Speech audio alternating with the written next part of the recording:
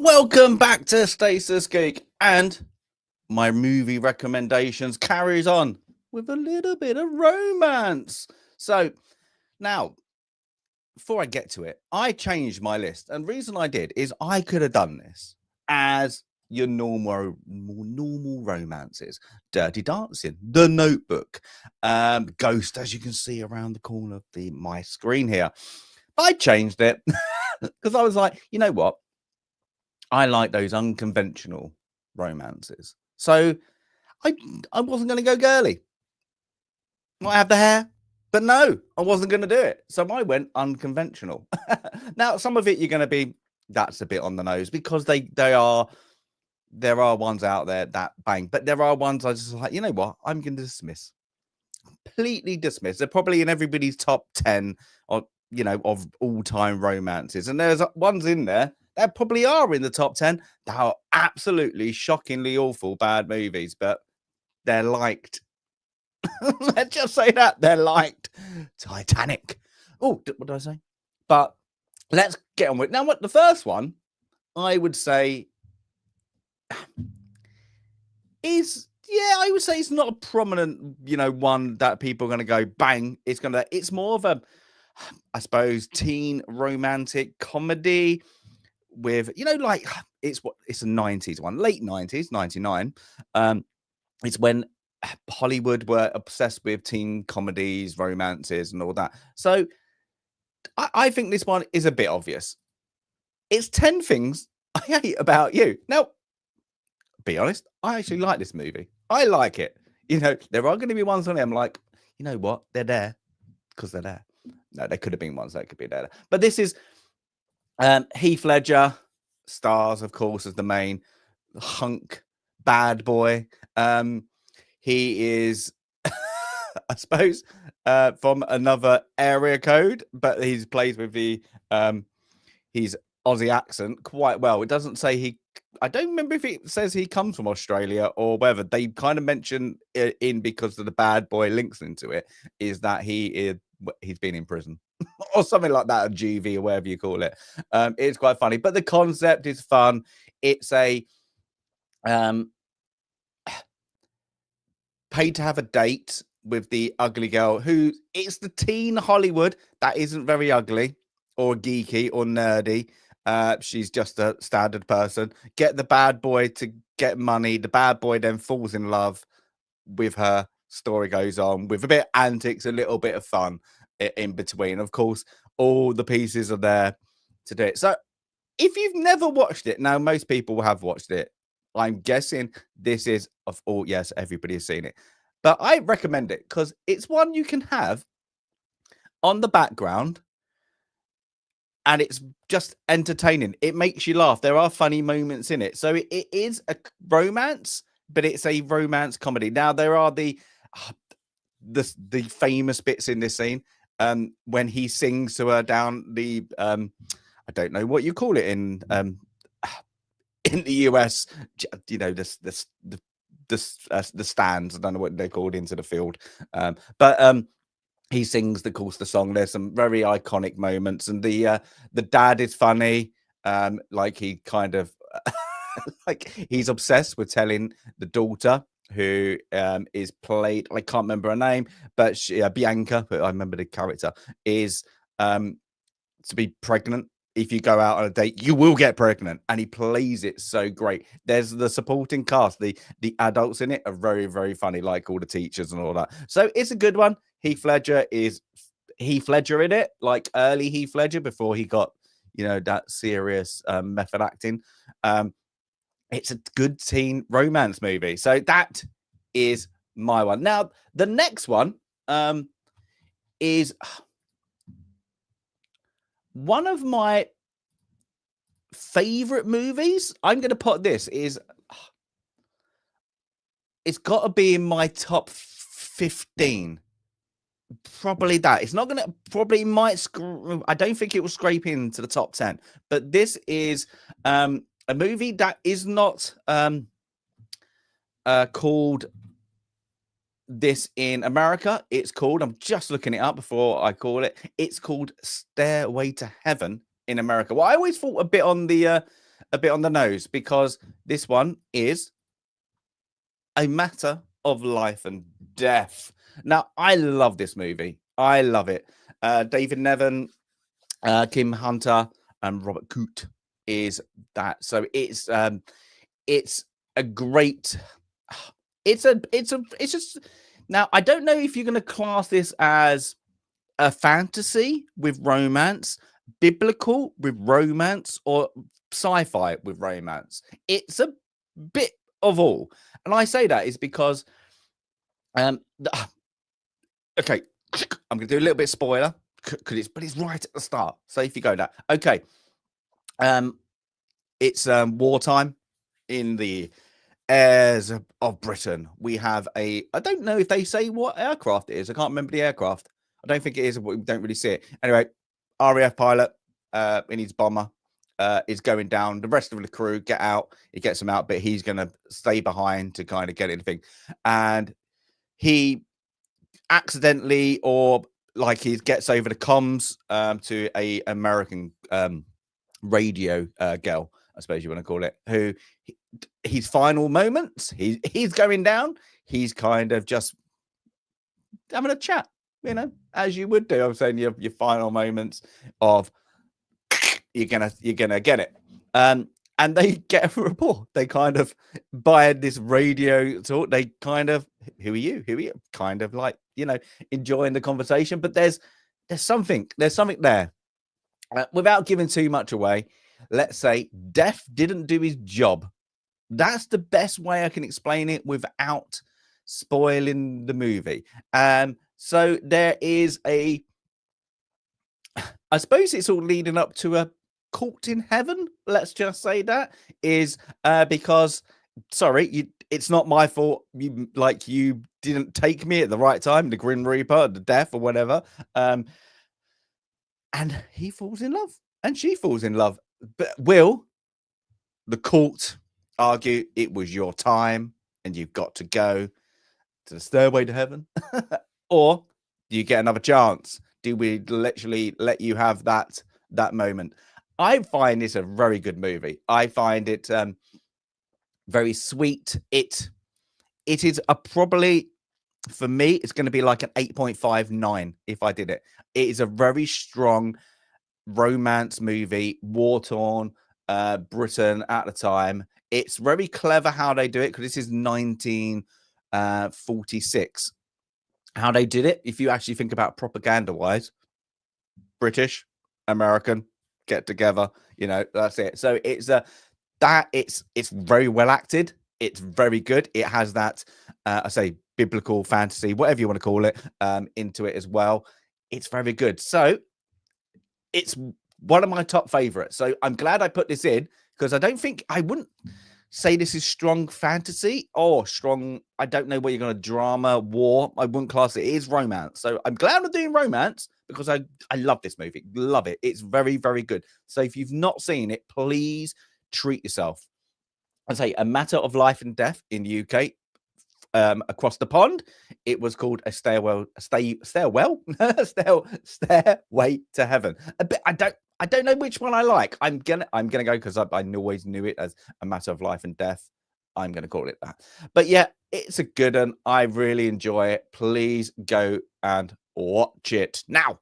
Do it now. Turn this off and watch it later and go and watch it. You will not be disappointed. Now, the next. This is probably. I thought this was a bit out there, a bit one of the unconventional ones until my kind of girlfriend was like, no, that's a bit obvious. And I was like, is it?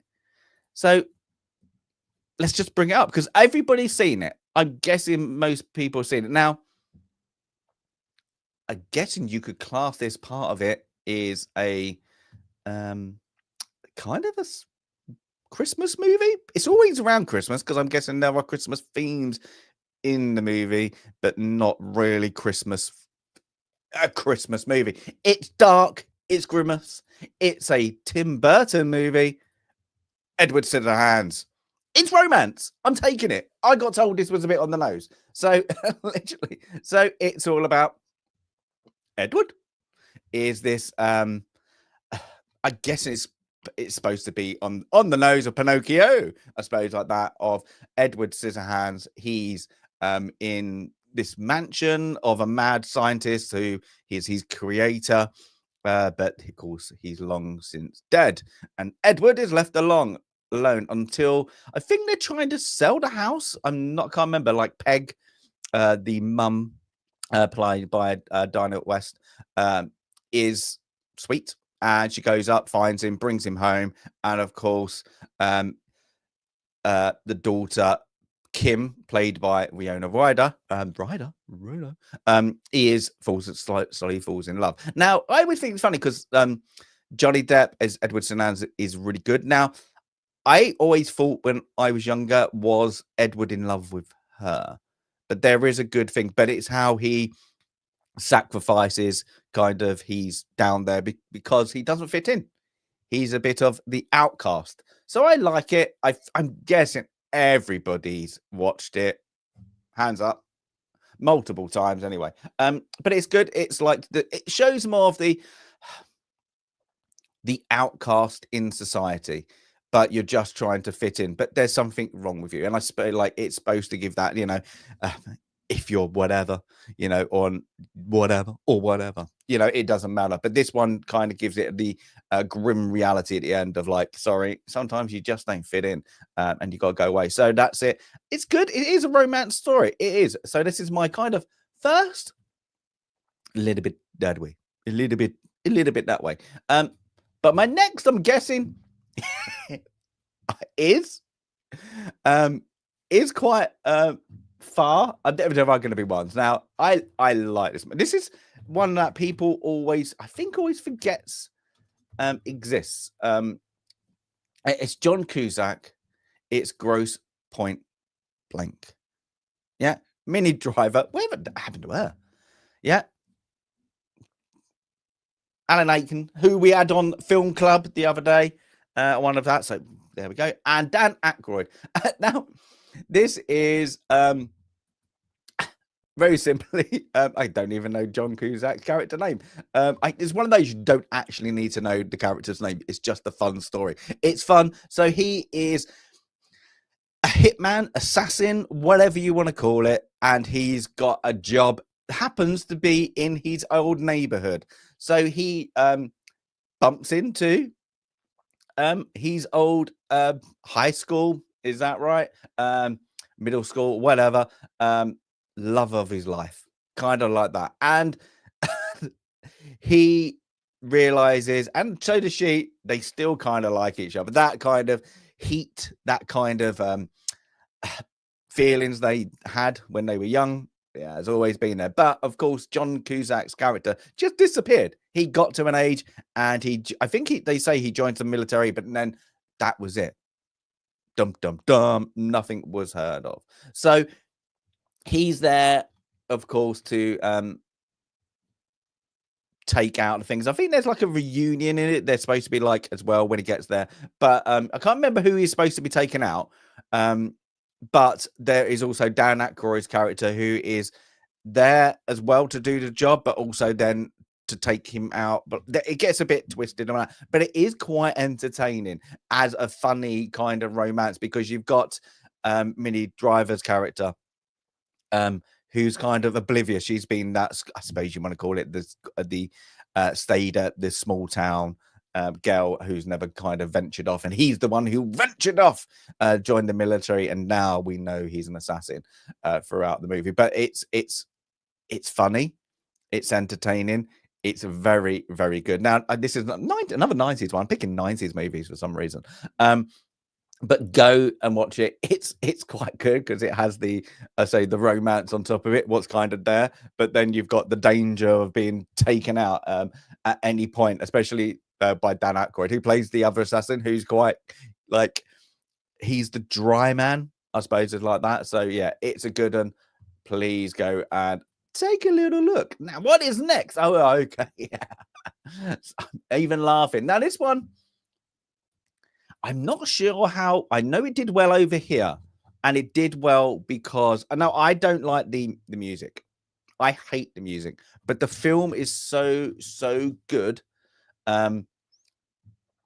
on top of it that you can't help but love the movie.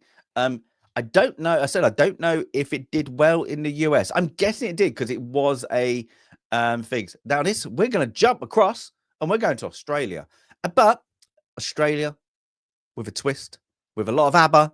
It's Muriel's wedding. So you can't say that. We get Muriel, you dirty Muriel.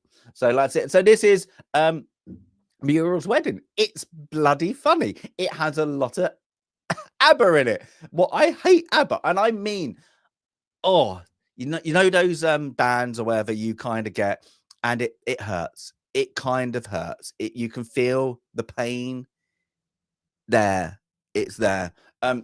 That's ABBA for me. That is ABBA for me. But this is it's funny because it's Muriel who's kind of the no-hoper, obsessed with ABBA. She's got a best friend who also kind of plays that, but she's the I suppose the best way to put it is the loser of love. Like we'll never gonna get anybody. Everybody else is getting married, and she's the one who either gets the loser, never finds the right guy, or the one she likes are way out of a league. So it's all gearing up. She finally finds the one. So there are funny bits, but this is very, very funny. I must say that. So it is the social outcast in Australia. It's great. It's got some great Australian humor in it. I think it's another 90s one. 94. There we go. As I say that. But yeah, Muriel's wedding. Yeah, it's not anything like the lead up. The story, I'm guessing, isn't anything you've not seen before. It's a very simple story, but how it's done is very, very good. So please go in that. And there won't be any dead people. If you get that reference, well done. She doesn't see any. Well, her son doesn't see anyone. She's got some at the moment. But but yes, go and watch it. I don't know how prominent this movie was in the States, across the pond. I'm not sure. I know it did really well here, but I think that was in things of the Lynx, of course, and ABBA. I think they did well, so that's why I think the music kind of stirs it into that. I think like they had a revival at this point as well. Now the next one, I like this movie. Now, when I mean it, I'm guessing a lot of people, it's going to be a movie. And I mean, it's not like a strong movie, but I really enjoy watching it. I don't know why. You know, one of those movies you're like, I just enjoy watching that. It's got a bank robberies. It's got a prison escape. It's got a manhunt, I suppose, like that, and it's got romance. Now, it's a bit of an odd one because one of the actors, probably like that, I don't really like her. I don't think she's a very good actor. Let's just put that. But it's George Clooney, Jennifer Lopez in Out of Sight. I like it. I'm putting it on there. I said unconventional. This is bank robber, gets put in prison, escapes from prison. This is very things you don't really need the plot. Jennifer Lopez, I think she plays a federal marshal because that's obvious.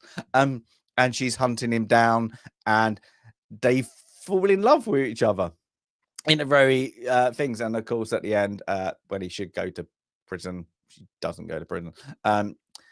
So it's a bit of a what they call Stockholm syndrome, but not, I suppose, because she's kind of kidnapped on one part of it by George Clooney.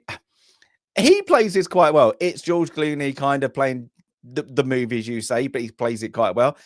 She's not very good in it. Just being obvious, but I kind of like the movie. It's one of those ones you can sit down and it's thoroughly enjoyable, but it ain't good. But it's a romance, so put it on the list. But that's it. So there you go. I haven't got much to talk about this one, to be honest, because it is what it is. There are good scenes in it, like you could take Clooney's. He is playing kind of the ocean But it is literally that. Now, the next movie. Now, the next movie. I think this got a bit of a bad rap. I think this is a better thing. Yay, recommendations. It's about time from Sandy. Yes, Sandy. Yes, we're halfway through though. You got here late. The next one I think has got a bad rap. And I mean that is because I think it was at the time when people listened to more of the critics than go to the movies and things. Now we don't. We realise most of them are idiots. But this is a 2007 movie, so I think this has got to be maybe the second earliest one. But I like this one. I do, and I like it as it's a kids' movie. It's got romance. Now, could it be better? 100%, it could be better. But I like it, and that's all that matters. Now, I say this is actually probably a fairy tale romance. I'm gonna guess. And it's Stardust. I like it. I'm just going to put it there. I like it. That's it. So I think this is actually good. It's funny. It's got, I say, easy storyline to follow. Guy's in love with Gail, who doesn't love her, doesn't love him. He has to do a challenge to get the Stardust, by Claire Danes. She falls in love with him. Then he realizes, the love he loves is her. But then you've got really funny kind of Michelle Pfeiffer in it. It's brilliant, absolutely brilliant. She plays the witch, and then you've got Sir Ian McKellen doing the narration. You can't beat that. And then you've got Robert De Niro is the cross-dressing pirate. Let's put it that. And it's all funny and it's all light. But then you've got all these British actors who are playing the to-be king. And they have a little bit of knocking each other off. There's this plot in that. I won't spoil it if you've not seen it because it is highly amusing. I like it. I think when it got proper panned by the critics, I think they were unfair on this movie because it is a very good late, early Sunday TV. One to just enjoy with the family. It is a very fun. It's a little adventure. It's a lot of fantasy, and then you've got the main love story in the middle. Yeah, and it's good. I think it's well done. So, so people don't like it because this is one of my little. Hey, I like it, and I don't care. Once again, I'm gonna have a lot of those, aren't I? But yeah, it's well recommended. It's probably a good, for me. It's going to be like a 7. I mean, like a soft 7 out of 10 if I think. But it is great. You got some stars in it. You're going to be like, and this is like a lot of British actors that you probably know now more prominently. But you've got ones. Ricky Gervais is in it at one point. Who this is probably just their kind of break into kind of Hollywood. So this is a lot of them. You go, it's got everybody's favorite guy, and I can't remember his name. Everybody knows him. I'm going to say his name and everything. That's it, Mark Strong. I always forget his name. What a bloody good actor. And I always forget his name. Mark Strong. Then there we go. Now the next one, I'm going to go away again. We've been to Australia.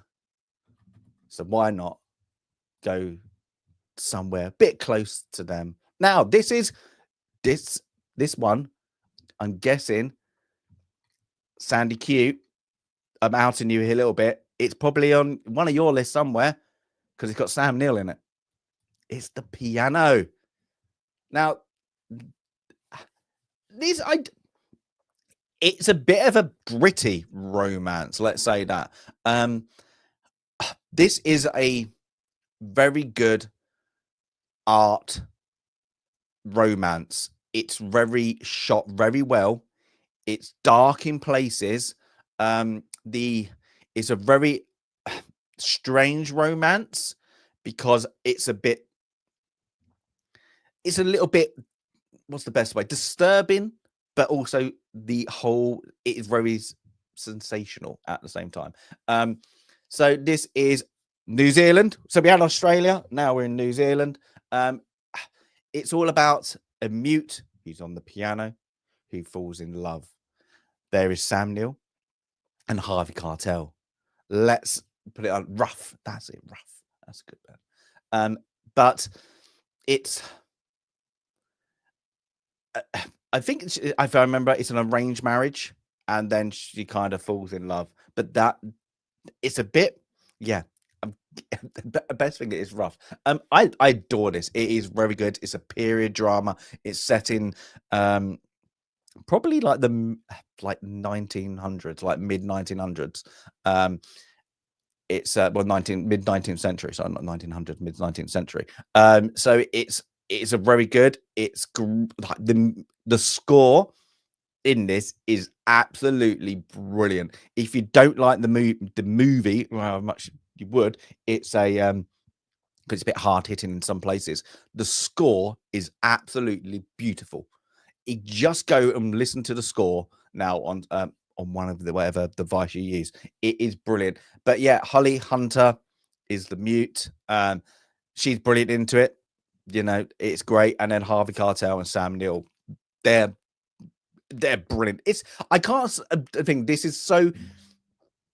It's like one of those period dramas that are very epic. You know, you watch it and you go, "Wow, that's a bloody movie. That's a movie." It's nothing like those epics ones. It's just ones you go, "Whoa, that's how you do a movie, people. That's how you do a movie. This is this movie. This is how this movie is."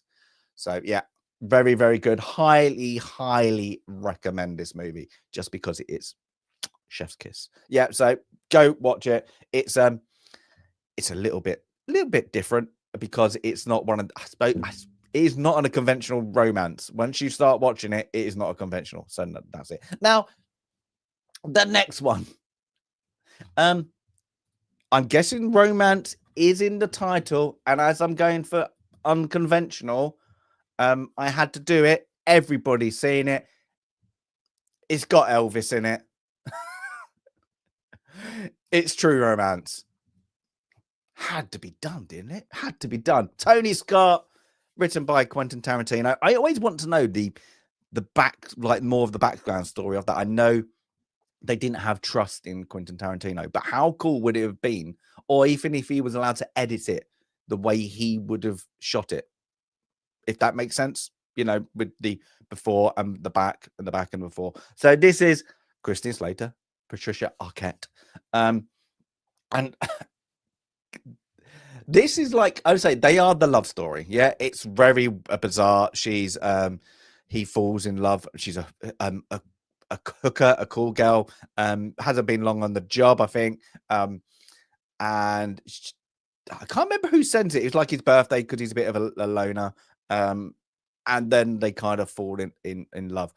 But wow, just look at that supporting cast down the bottom: Dennis Hopper, Val Kilmer, Gary Oldman, Brad Pitt, and Christopher Walken. Now,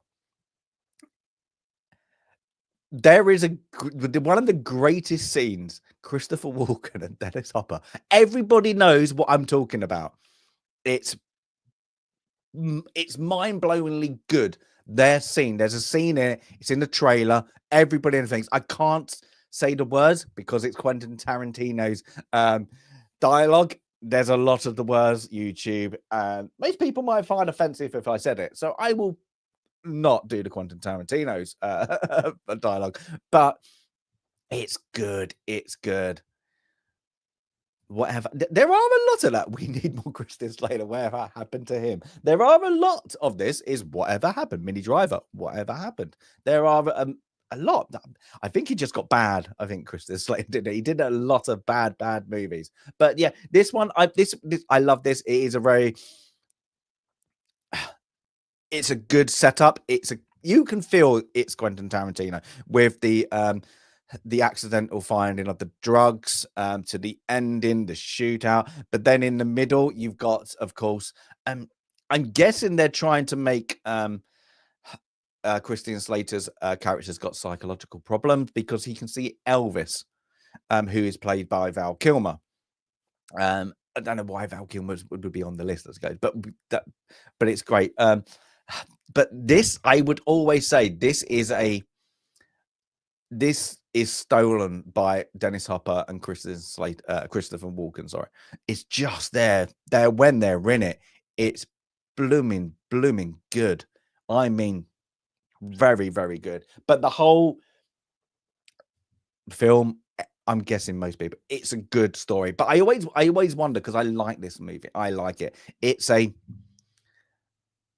to be a 7.5, and I mean that it's because I think there are bits missing, but it's a good watch, and I mean a good watch. It's got Christian. He was a do you know who his mum is? Whose mum? Christian Slater's mum. Or whose mum?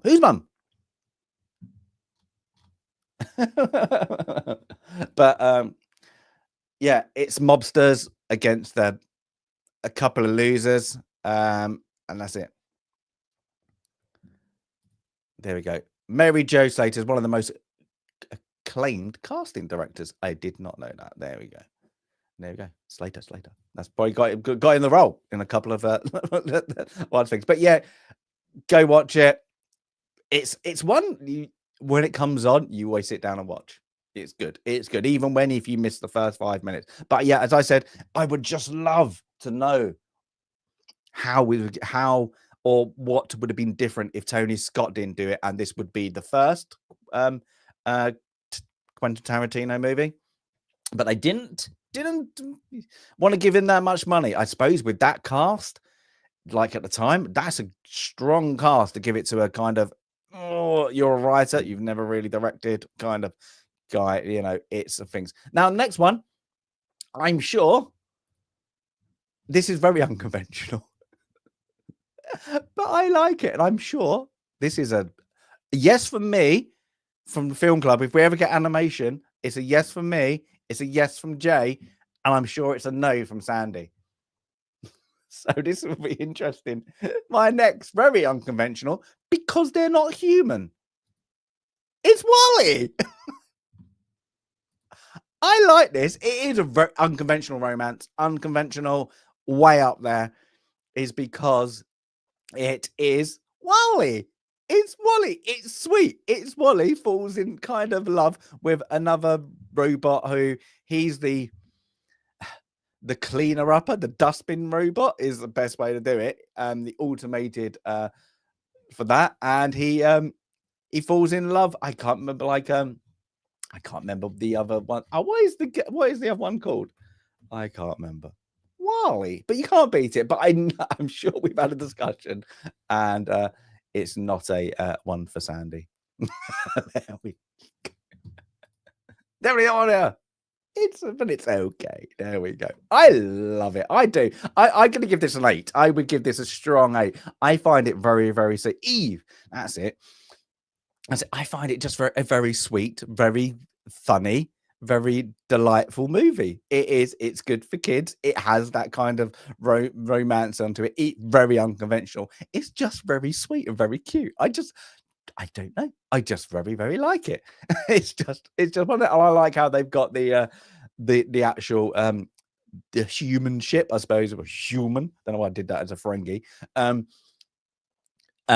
Up there, and they've all kind of lost their way. They're all a bit overweight, and they show there's a bit where they show the time difference, the times of them going into, but they're waiting. I'm guessing it. I don't know if it's supposed to be Earth or it's just another planet they're looking for, but they're looking. The Eve is there to see if there's life has come back, and whilst that is there, WALL-E, I have to keep saying WALL-E is putting on there. I didn't pick Rocky. I would have to put that. I'm sorry, that's Rocky, romance, or sports. Ooh, that's a hard one. Where would you put it? So I didn't put it in there. And I did say unconventional. I would. Would that be in there? Oh no, I have to go back. But yeah, it's a good romance. But there are better romance ones I put in here, but I kind of knocked them off the list. But there you go.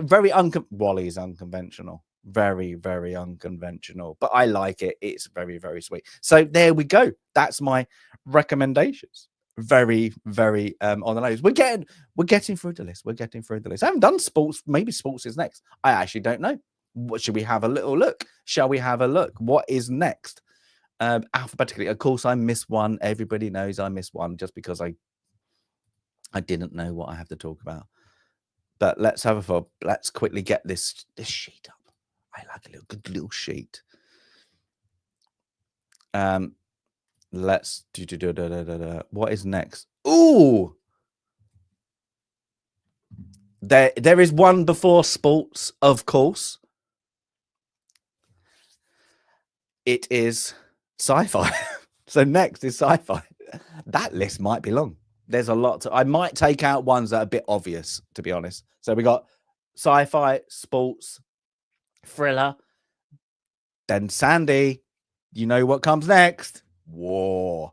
So we're getting there. We're getting there. Sci-fi is going to be easy to do. Sci-fi would be easy if I wasn't so into it. So there's going to be taken back, taken away, taken me. But yeah, like, what did I take out? Oh, like Love Actually didn't make the list. Notebook. You could even go by Out of Africa, Bridge over Madison County. Lowe's just got no, not doing.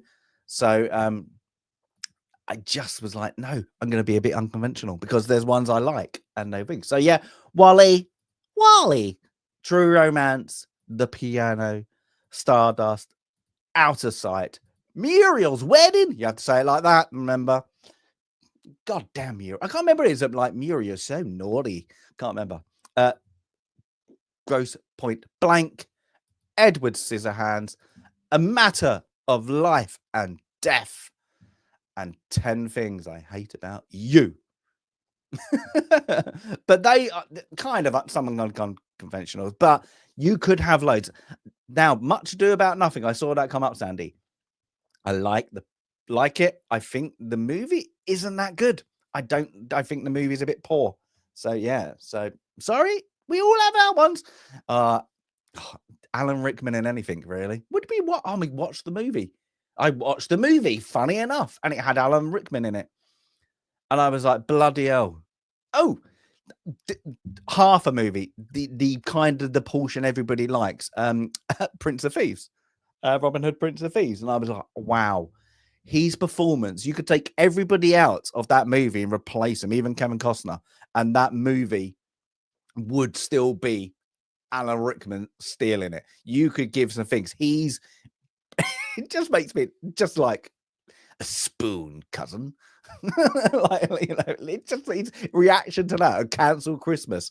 I was just like in awe of Alan Rickman in that. I was like, called it the best thing, and it made me sit down to find Alan Rickman more, waiting for his next scene. It's great. Yeah, it's like it's a fun movie. It's one of those ones you would have to kind of take as a pinch of salt with historically or inaccuracy or whatever. But Alan Rickman, it's a bloody fun movie, isn't it? So yeah, yeah.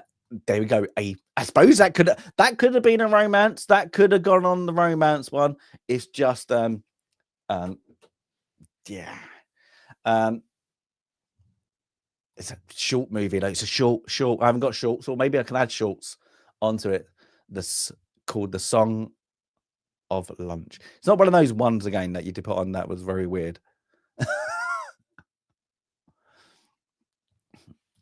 Or as a Ferengi was it Alan Rickman. That makes me want to watch Deep Space Nine again. Might have to. I do like a Ferengi.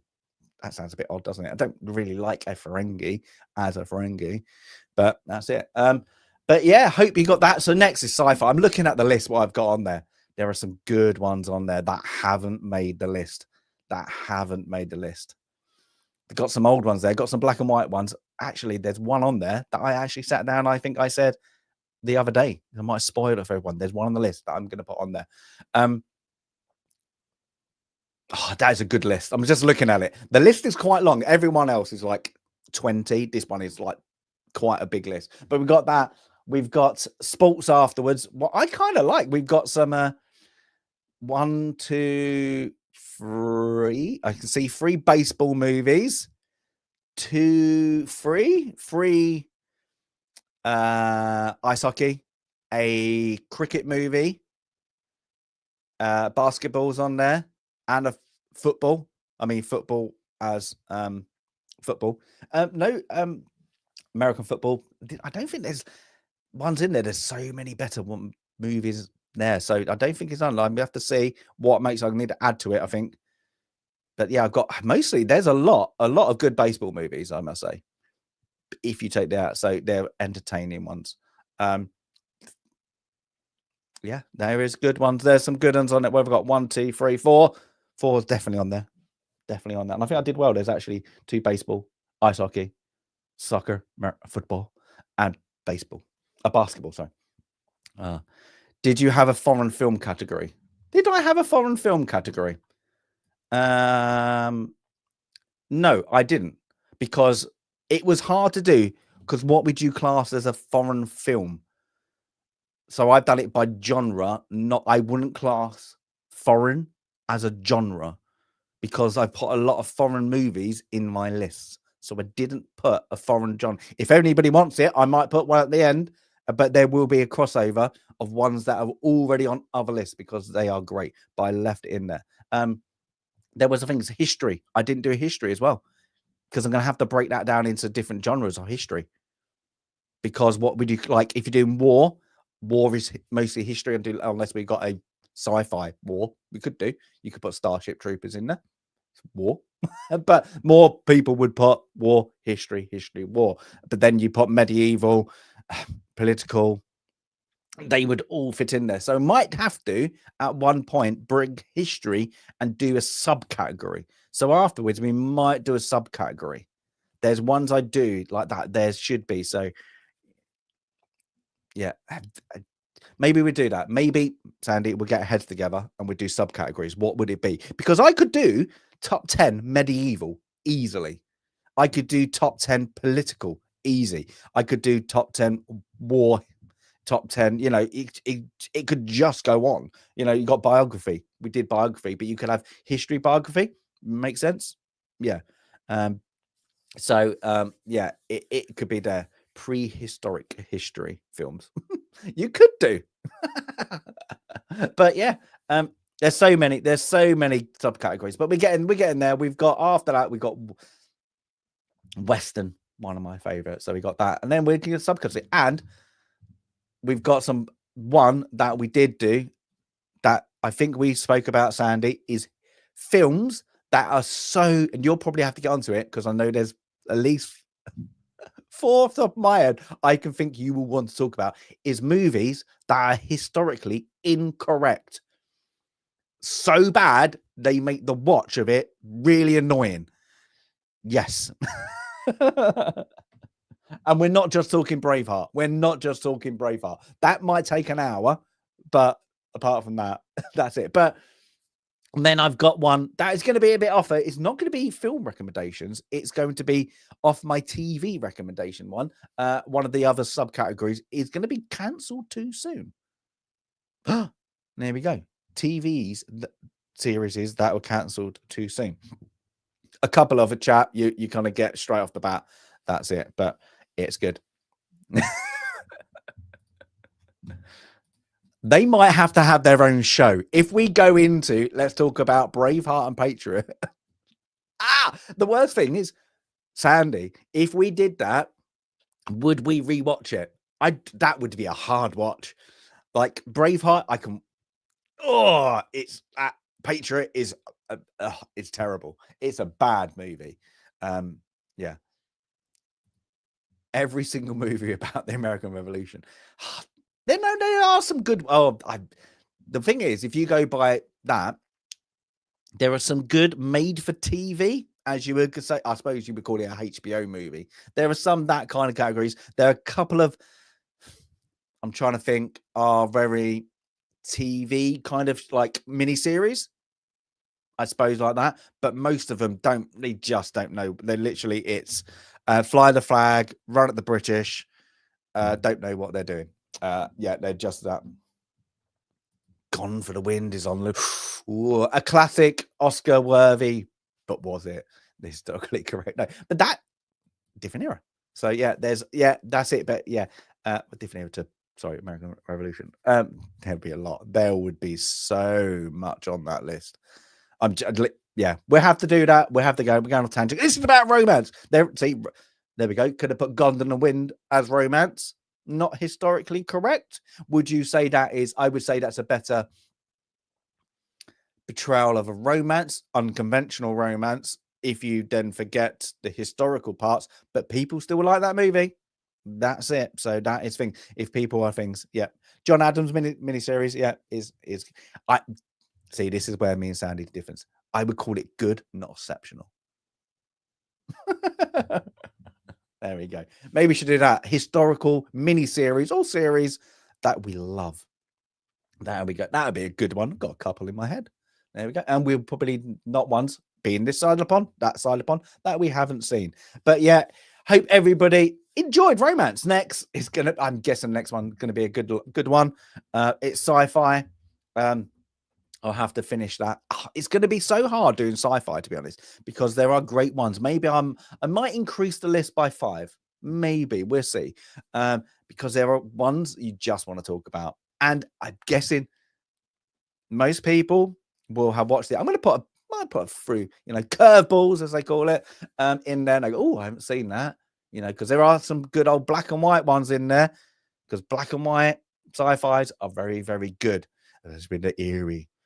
Something coming from Mars, maybe, or outer space. But everyone, I hope you've enjoyed my little recommendation for romance. It's not, unconventional. I could have done, I'm going to just turn myself aside. The ones on here, there are a lot on there that, as you can see, that are just obvious, a bit obvious. And I didn't want to do the obvious one because... One, I don't go back to them. These are movies you can watch. I'm guessing, like Pride and Prejudice is a good movie. I must say, I'd like the BBC version, the miniseries, a long miniseries, but it was good. Then the movie, but it's still a good movie, so go and watch it. They're all good movies. They're all good movies. And even got Annie Hall beat Star Wars to the Oscar. But everyone, I hope you have a very great rest of the weekend. But remember, you've got homework, and I'm going to put the list very, very soon for the next film club. Dum dum dum. It's back to Saturday, 8 p.m. GMT time. So catch us. Sandy and Jay will definitely be there, and I'm definitely going to be there because I'm going to be hosting it as always. But until next time, I hope everybody's enjoyed. And remember, give us a like if you want to like, and a comment if you want to comment. Until next time, as always, Stasis Geek out.